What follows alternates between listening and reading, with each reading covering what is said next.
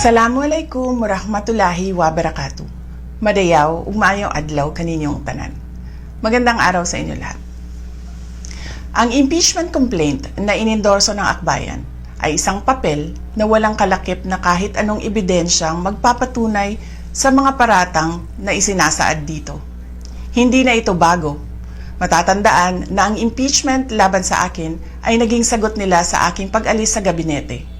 Isang hakbang na isinagawa dahil hindi na maipaliwanag ng Pangulo ang patuloy na pagkalugmok ng bayan sa kahirapan dulot ng kanyang kapabayaan at bisyo.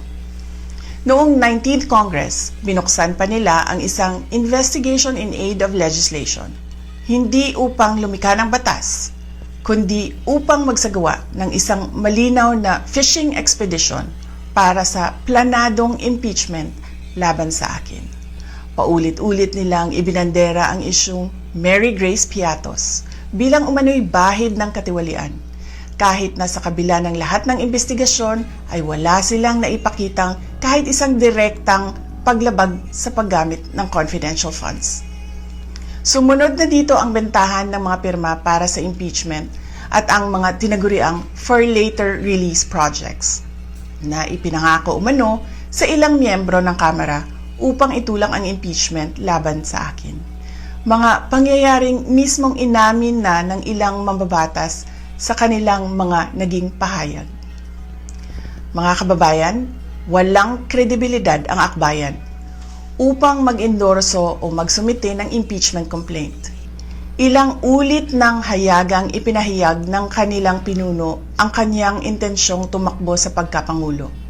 Isang malinaw na indikasyon ng pampulitikang motibo sa likod ng kanilang mga hakbang.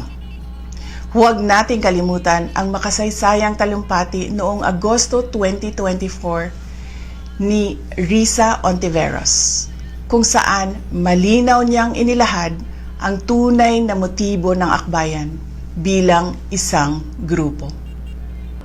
At habang ang anak niya ay may kapangyarihan pa, hindi magiging madali ang ating laban. While VP Sara is in power, the threat of a full-blown Duterte comeback is still a very real and present danger. For one, they are supported by one major superpower, China. Kaya malinaw na lahat ng ito ay isang uri ng harassment at pang-aabuso sa proseso ng impeachment ng grupong akbayan. Hindi malinaw kung ano ang ipinaglalaban nila para sa kaayusan ng bayan, pero napakalinaw ng kanilang pamumulitika at pagpapahirap sa usaping diplomasya ng ating bansa. Sa huli, ang tunay na laban ay hindi lamang laban ng iisang tao o iisang grupo. Ito ay laban para sa katotohanan at sa dangal ng ating bansa. Naway magsilbi itong paalala sa ating lahat na ang kapangyarihan ng impeachment ay hindi dapat ginagawang sandata ng politika, kundi isang banal na proseso para sa hustisya at pananagutan. Sapagkat kapag nanaig ang abuso, ang tunay na talunan ay ang sambayanang Pilipino.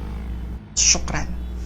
Sa dilim tayo isinilang, sa hirap tayo nag-urusang, sa ganas sila sa kayamanan, taong bayan, binunod sa parusa.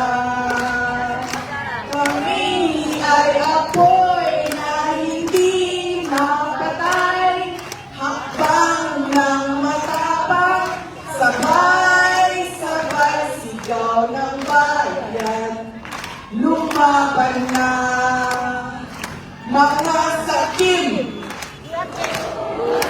ilog na mga bulok na pangako, palasyo ibinatong sa ating buto, di men itinago sa kasinungalingan. Hayaan natin pinagpalit